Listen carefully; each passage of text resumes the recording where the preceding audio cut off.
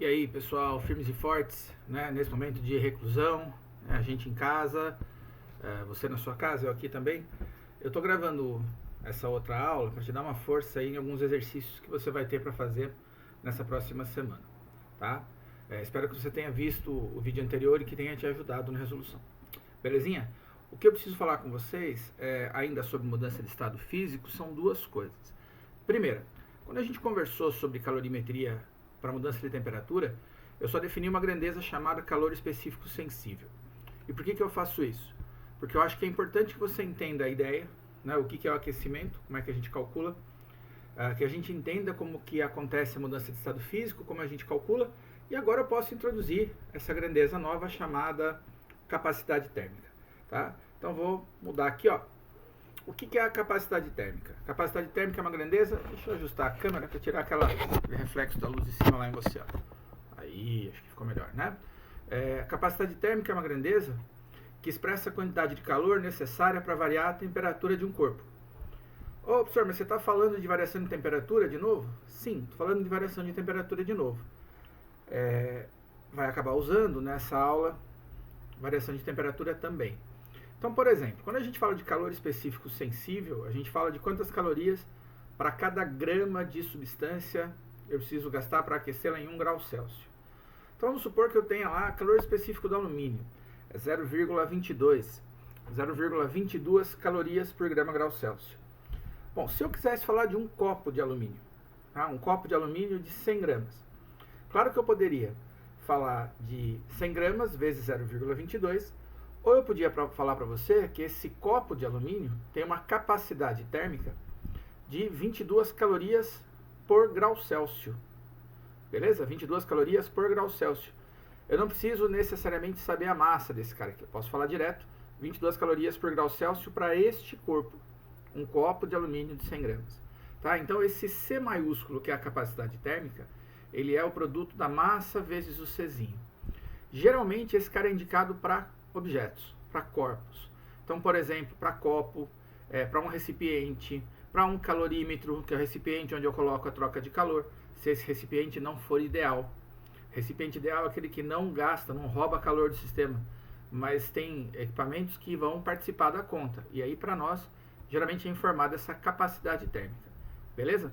Então, tem aqui um exemplo de troca de calor com capacidade térmica junto, envolvendo mudança de estado físico. Questão da sua apostila, seu livro 1A, página 165, questão 5. Ele conta lá para você assim: um copo de vidro contém em seu interior 100 gramas de água e 100 gramas de gelo. Encontra-se sob uma fonte de calor inicialmente desligada. Em um dado instante, a fonte de calor é ligada e fornece ao sistema água, gelo, copo a uma taxa constante de 20 calorias por segundo.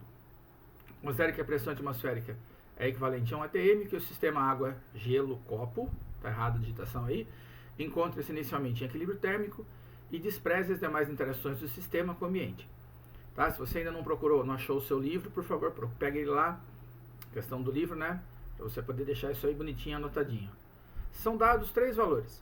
Calor específico da água, 1 caloria por grama grau Celsius. Calor latente de fusão do gelo, 80 calorias por grama. Para derreter o gelo eu preciso de 80 calorias para cada grama que eu vou derreter. Capacidade térmica do copo de vidro, 5 calorias por grau Celsius. Beleza? Capacidade térmica, C maiúsculo, ele me dá quantas calorias eu preciso para variar a temperatura deste corpo. Joia? Não falou pra gente a quantidade de vidro nem o calor do vidro. Para o copo são 5 calorias por grau Celsius. Ok? Tá? Se você já está com o seu livro, você vai acompanhar o texto aí que eu vou mudar de slide. Ó. Com base nos dados e nas informações acima, responda a letra A. É possível saber em qual temperatura o sistema água, gelo, digitado errado de novo, copo se encontrava antes da fonte de calor ser ligada?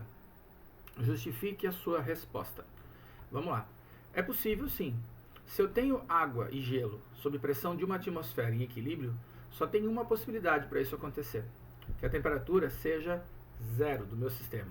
Tá? Tem que ser 0. Por que a temperatura tem que ser 0? Vamos lá. Se eu tivesse água líquida acima de 0, ela ia acabar esquentando ou derretendo uma parcela de gelo até que ele chegasse em 0 de novo. Se eu tivesse muita água e ela derretesse todo o gelo, tá, eu não teria um sistema com água e gelo. Teria somente água.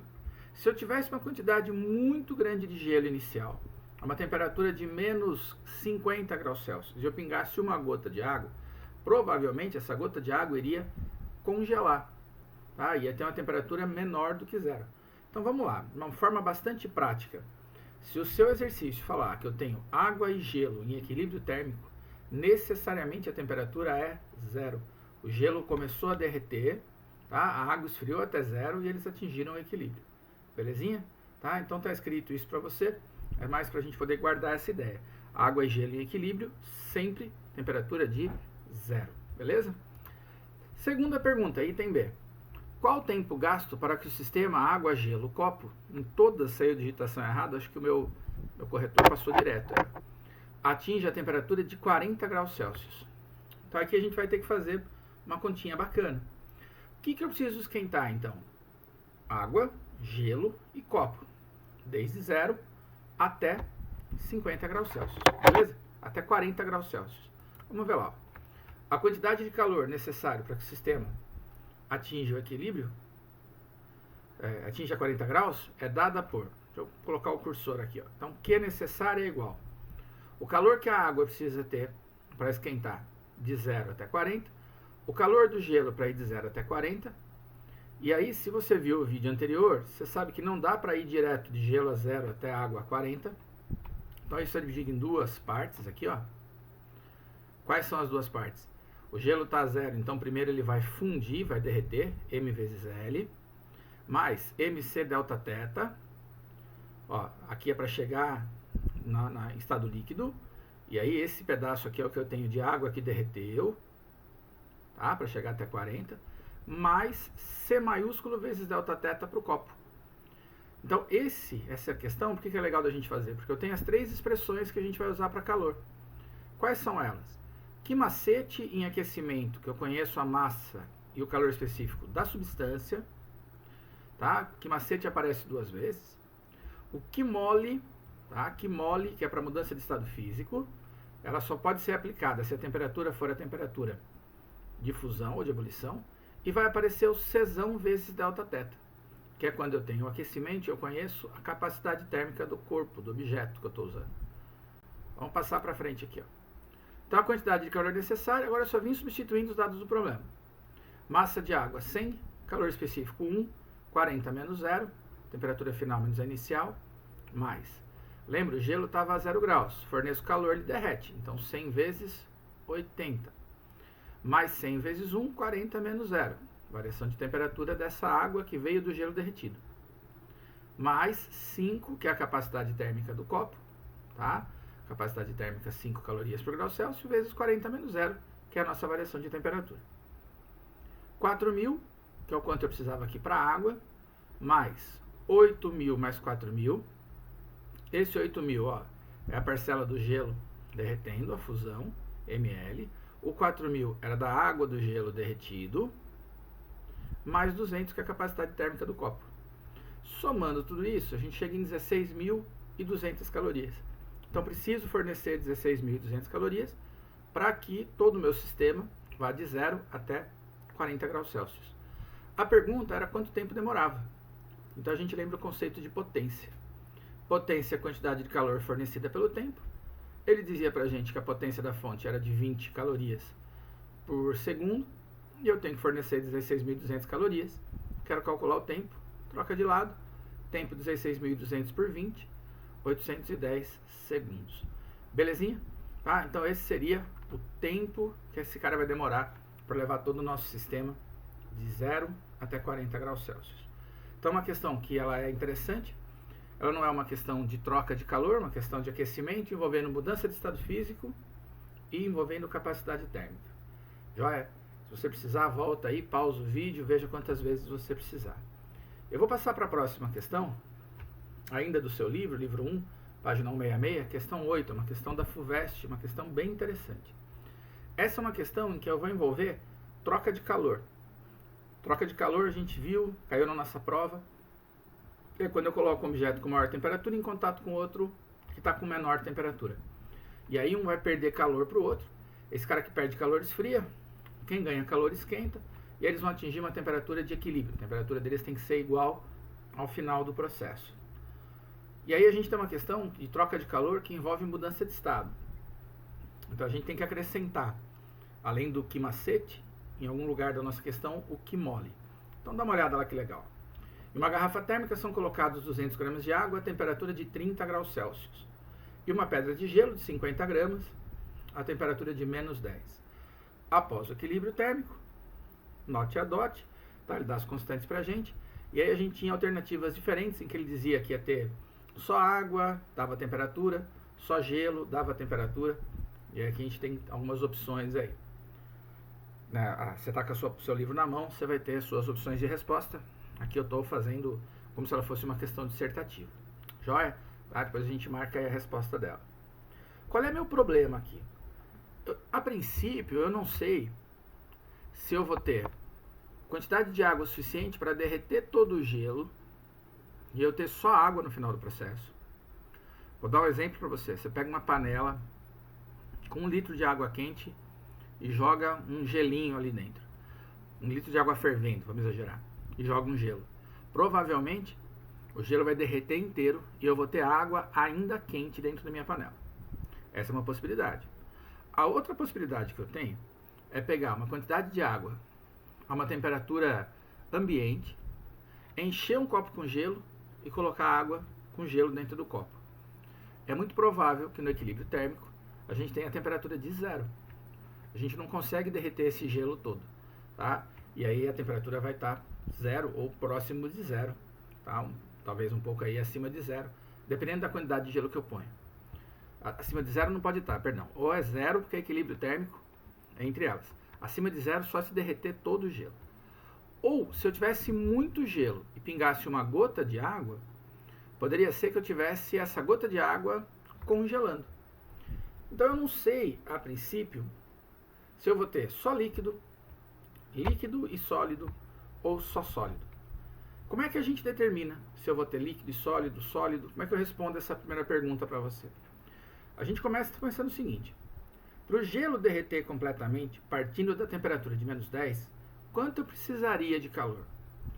Eu não estou dizendo que ele vai derreter. Estou calculando qual é a necessidade de calor para esse cara derreter. Para ele derreter, eu passo por 2 processos. Que macete. Por quê? Porque ele começou a menos 10. Gelo a menos 10 não derrete. Então eu tenho que aquecer ele até 0. Para depois fazer a fusão, que é igual a M vezes L. Vou dizer de novo. Se você não entendeu esse processo aqui ainda, assista o vídeo da aula anterior, que eu estou sugerindo aqui para você, e aí você consegue ter uma noção melhor desse fenômeno, tá? Então, ó, 50 vezes meio, o calor específico do gelo, 0 menos menos 10, final menos inicial, né? Estou levando o gelo de menos 10 para 0, mais 50 vezes 80, mais M vezes L. Aqui, 50 vezes meio dá 25, vezes 10, 250, mais 50 vezes 40, 4.250. Eu preciso de 4.250 calorias para derreter o gelo. Se eu der menos de 4.250, eu não consigo derreter o gelo. Ué, então o gelo não derrete. Eu posso ter líquido e água, perdão, líquido e gelo, ou somente sólido. Depende de quanto eu estou fornecendo. Se eu dou exatamente 4.250 calorias para esse cara, eu derreto o gelo. E a hora que acaba de derreter o gelo, a temperatura dele é 0. Eu teria somente água a 0 graus Celsius. Ou se eu der mais do que 4.250, eu derreto totalmente esse gelo e ainda sobra energia para esquentar a água. Da onde vem a energia que vai derreter, ou que poderia derreter esse gelo? Vem daquela água que está lá dentro. Então, quanto vale a quantidade de calor que eu teria se eu resfriar a água até 0? E por que 0? Porque 0 é o ponto onde eu teria as mudanças de estado. Vou resfriar a água até 0 e vou perceber a relação de calor. Então, até esfriar a 0, a água pode perder quanto de calor? É o que macete, massa de água 200, vezes 1, vezes 0, menos 30. Temperatura inicial da água 30, final é 0. Tá? 0 menos 30. Bom, vai dar menos 6.000. O sinal negativo indica que eu tirei calor da água. Então, vamos entender. A água vai passar calor para o gelo. Então, a água está perdendo calor para o gelo. Ela vai passando calor. A temperatura dela vai diminuindo. E o gelo? Quando ele começa a absorver calor, a temperatura dele vai esquentar. Para o gelo esquentar até zero, ele precisa de 250 calorias. Se a água der 250 calorias, ela ainda tem para chegar a zero 5.750 calorias. Ué, e aquele cara lá chegou até zero. A água está mais quente do que zero. Então ela continua mais quente, ela continua fornecendo calor. Aí ela vai e fornece mais 4.000 calorias para essa quantidade de gelo. Ó, ela tinha disponível até chegar a zero 6.000 calorias. Ela poderia perder. Então ela perde mais 4.000. Então ela perde 4.250 calorias. Todo o gelo derreteu e está a zero. E a água? Bom, se eu perdi 4.750 calorias e para chegar a zero eu precisaria perder 6.000, eu não cheguei a zero ainda. Então ela está acima de zero. Se a água que estava inicialmente a 30 graus está acima de zero e essa que veio do gelo derretido está a zero, esse cara continua mais quente e vai perder calor para lá. Ué, então qual é a conclusão que a gente vai tirar? A água não vai esfriar até zero, tá? Sendo a temperatura de equilíbrio maior que 0 graus Celsius. A gente poderia fazer um gráfico para mostrar isso, mas eu vou dizer de novo para você aqui, ver se você entende essa ideia. Para derreter o gelo eu preciso de 4.250, a água tem disponível 6.000. Ela dá conta de derreter o gelo e ainda sobra energia para esquentar esse gelo, para deixar essa água que veio do gelo derretido acima de 0 graus Celsius. Ué, então eu tenho certeza, a temperatura final de equilíbrio é maior que zero. Então eu consigo montar um diagrama diferente. Ó. Eu vou ter uma quantidade de água que vai sair de 30 e vai ter uma temperatura final que eu não conheço, 200 gramas de água. Eu não sei a temperatura final. O que a gente fez no slide anterior era testar para que lado que meu fenômeno pendia, se eu conseguia ter energia para derreter todo o gelo ou não. A gente viu que eu tenho. Então eu sei que a temperatura final é maior que zero. Então essa água aqui ó, não mudou de estado. Ela vai de 30 para um valor maior que zero. Por outro lado, aquele gelo que a gente começou com 50 gramas a menos 10, eu tenho energia para fornecer calor para ele e ele virar gelo a zero. Seria nosso primeiro fenômeno. Eu tenho energia para fazer esse gelo fundir, virar água a zero. Lembra? Para fazer essas duas coisas eu gastaria 4.250. E aqui eu tinha 6.000 até chegar a zero. Ué, então aqui não está a zero e aqui já está. Então ainda sobra energia para esquentar esse cara até uma temperatura θ final que eu não conheço. Essa temperatura θ é a mesma dessa. Observe, essa água aqui é igual a essa? Não, por isso que eu coloquei separado. Essa aqui era os 50 gramas que veio do gelo derretido, enquanto essa era os 200 que eu tinha desde o começo. Eu tenho 4 processos aqui. Ó. O resfriamento da água, o aquecimento do gelo, a fusão do gelo e o aquecimento da água. Então, vamos passar aqui que esses 4 processos somados tem que dar zero. Uma troca de calor, a soma dos calores tem que ser nulo. Então, Q da água, mais Q1, mais Q2, mais Q3 tem que ser zero. Cada um desses caras é calculado de um jeito. Calor da água, variação de temperatura, eu sei a massa, então MC delta θ. Beleza? Para os dados da água. Q1, MC delta θ, porque é a mudança de temperatura do gelo. Então MC delta θ para 1. Q2, mudança de estado. Ó. Quem está mudando é o estado físico. Então M vezes L. E o Q3, de novo, é um aquecimento. É um quimacete, tá? Aqui para a água. Nesse caso, a gente não tinha conta com aquele Czão. Reparou que eu não tenho nenhum recipiente, nenhum corpo que está participando do processo? Se ele tivesse colocado o calorímetro, o recipiente que contém esses materiais para fazer a mistura, provavelmente a gente teria que entrar com um Czão vezes delta θ em algum lugar. Os dados para resolver isso estão todos aqui em cima. Ó. Tá? Então, 200 vezes 1, θ menos 30, temperatura final menos inicial, mais Q1. Q1 é para esse cara. 50 gramas vezes meio, vezes 0 menos 10. Mais Q2 é o ml, 50 vezes 80. Mais Q3, 50 vezes 1 vezes θ menos 0. Beleza? Próxima passagem, ó, faz distributiva aqui, tá? 200 vezes θ, 200 vezes 30 dá menos 6.000.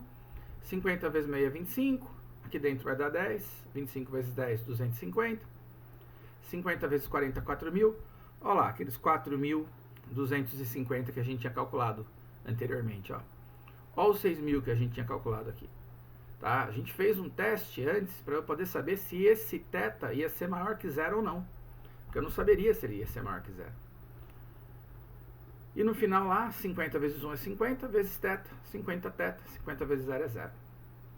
Se a gente juntar os θs aí, ó, 250 θ é igual a 6.000 negativo com 4.250 menos 1.750. Passei para lá, foi positivo. Se dividir por 250, o θ vai dar 7 graus. Tá?